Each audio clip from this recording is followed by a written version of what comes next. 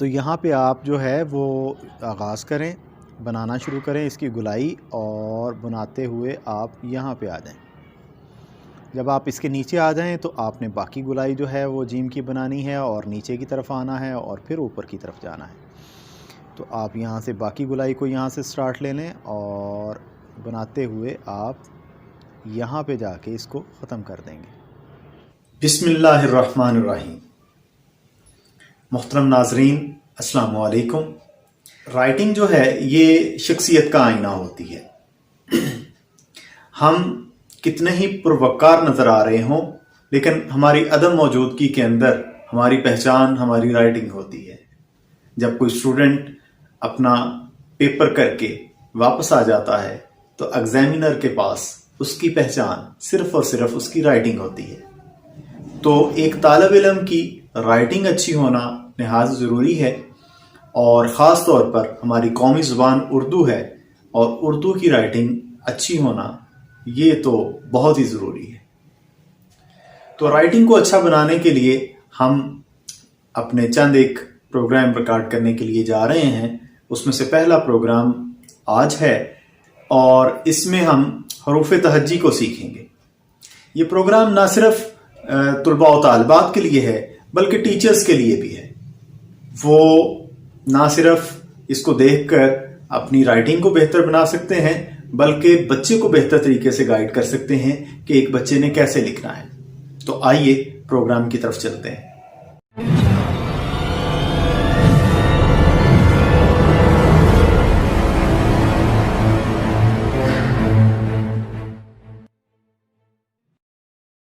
बिस्मिल्लाहिर्रहमानिर्रहीम। तो आइए हम अपनी इस राइटिंग के सेशन का आगाज़ करते हैं। सबसे पहले हम अलिफ़ बनाएंगे, और अलिफ़ जो होता है वो बिल्कुल सीधा होता है। हम अलिफ़ बनाएंगे, अलिफ़ के ऊपर मद बनाना है। मद के लिए आप क्या करेंगे, 45 के एंगल से हम इसका आगाज़ करेंगे और कुछ फासले पर हम यहाँ एक निशान लगा लेते हैं। यहाँ से हम इसका आगाज़ करेंगे और अलिफ़ की तरफ को आएंगे हम सीधा। और कितना नीचे की तरफ आएंगे, तकरीबन इसके हाफ़ तक, यहाँ तक नीचे आएंगे। पहले आप यहाँ से ऐसे नीचे की तरफ आएंगे और फिर यहाँ से ऊपर जाना शुरू होंगे और दोबारा नीचे आ जाएंगे। तो ये मद बन जाएगा जी। तो अब हमने अलिफ़ बनाना है, तो अलिफ़ के लिए फिर से वही तरीका, बिल्कुल सीधा होगा अलिफ़। तो अलिफ़ के बाद हमने बे बनानी है। बे का आगाज़ हम दूसरी लाइन से करेंगे, यहाँ से, और यहाँ से नीचे की तरफ अलिफ़ की तरह आएंगे और फिर गुलाई बनाएंगे। गुलाई बनाते हुए हम सीधा लाइन के ऊपर जाएंगे और इस तरफ भी उसी तरह से गुलाई बना देंगे।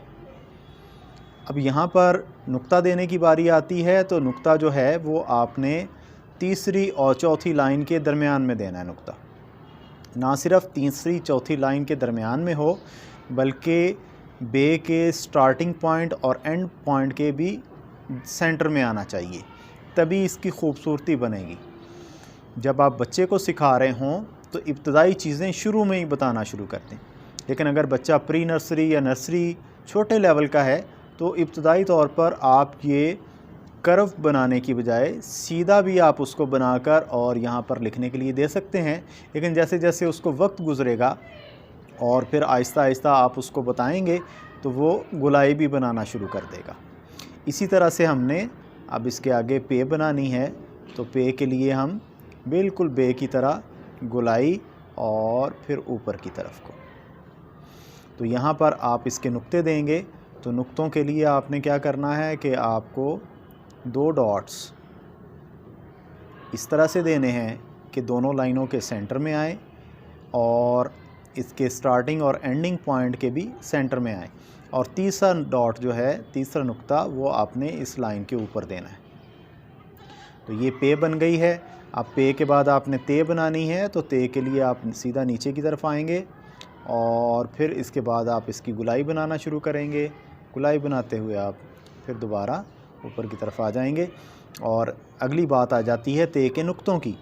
तो ते के नुक्ते कैसे देंगे? ते के नुक्ते जो हैं वो अक्सर बच्चे ते के अंदर गिरा देते हैं। अंदर नहीं गिराने, ते की ये जो ऊपर वाली लाइन है इसके ऊपर देने हैं। और ये भी तरीक़ेकार वही होगा कि ये नुक्ता जो है ये सेंटर में आना चाहिए। नुक्ता कहाँ आना चाहिए? सेंटर में। और इसके बाद आपने टे बनानी है। टे का भी वही तरीक़ेकार है जो बे का है, और आप यहाँ से गुलाई बनाते हुए ऊपर की तरफ दोबारा आएंगे और ये टे की शक्ल बन गई है। टे के ऊपर तोए कैसे देंगे? तो उसका तरीक़ेकार ये होगा कि हम यहाँ पर एक इस पहली लाइन से एक जो है वो स्टार्ट लेंगे और एक अलिफ बनाएंगे यहाँ पर, अलिफ बनाकर, और यहाँ से आपने बिल्कुल जैसे इंग्लिश का बी होता है, इसकी यहाँ पर एक गुलाई बनाते हुए सीधा लाइन के ऊपर आगे की तरफ को ले जाना है। तो ये हमारा जो है वो टे लिखा गया है। टे के बाद आपने अब से बनाना है। तरीक़ेकार वही है जो बे के वक्त था, यानी कि हमने बनाना है इसको और बनाते हुए ऊपर ले जाना है और लाइन के पास जाके ख़त्म कर देंगे। और यहाँ पर आप ते की तरह ही दो नुक्ते देंगे पहले, जैसे ते के दिए थे। तो इसके बाद तीसरा नुक्ता जो है ये दोनों लाइनों के सेंटर में आएगा। लाइन के ऊपर नहीं लगवाना, सेंटर में आपने लगवाना है। जहाँ तक इन हरूफ की अशकाल का ताल्लुक़ है, उतना ही इम्पॉर्टेंट ये होता है कि आप जो है नुक्ते वो ख़ूबसूरती से दें। जितनी नुक्तों में ख़ूबसूरती होगी और आपकी हरूफ तहजी उतनी ही ज़्यादा अच्छी नज़र आ रही होगी।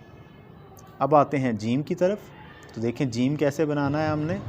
तो जीम के लिए हम यहाँ से आगाज़ लेंगे, यहाँ से आप आगाज़ लें, और तो जीम जो है वो आप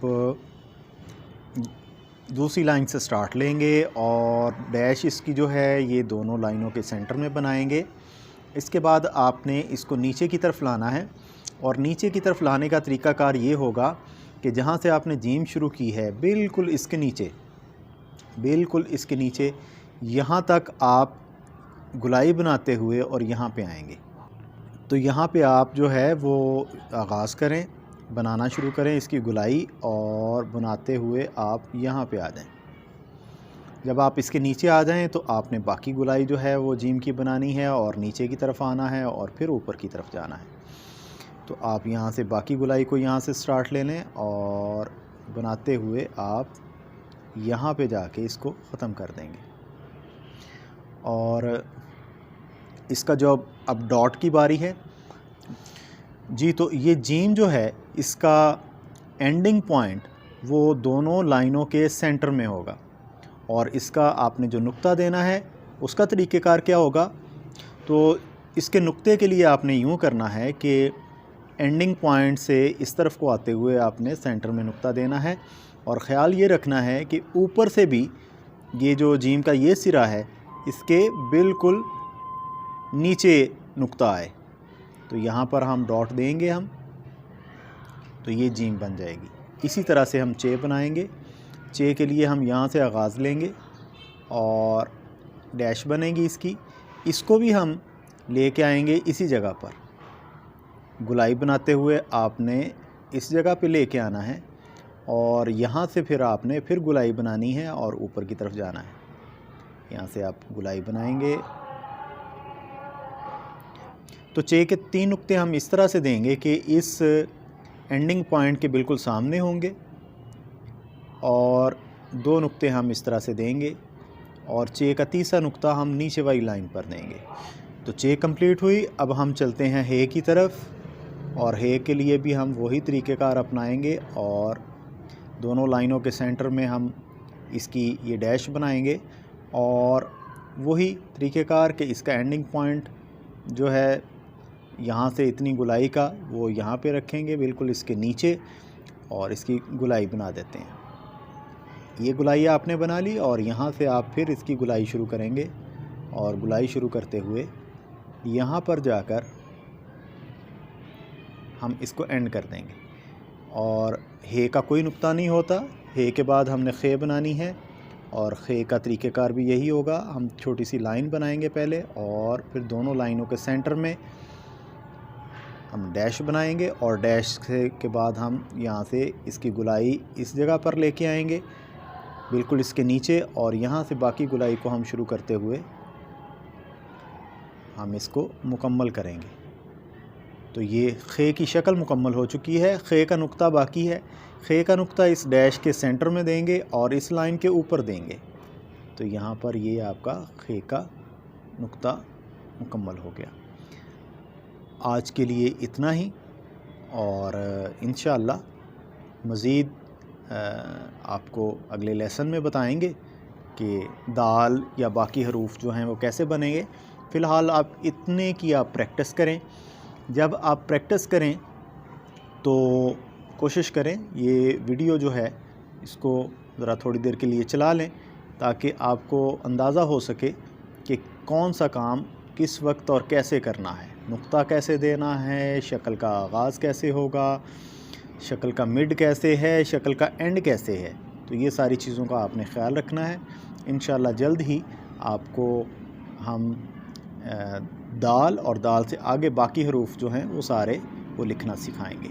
आपका बहुत बहुत शुक्रिया। अस्सलाम वालेकुम।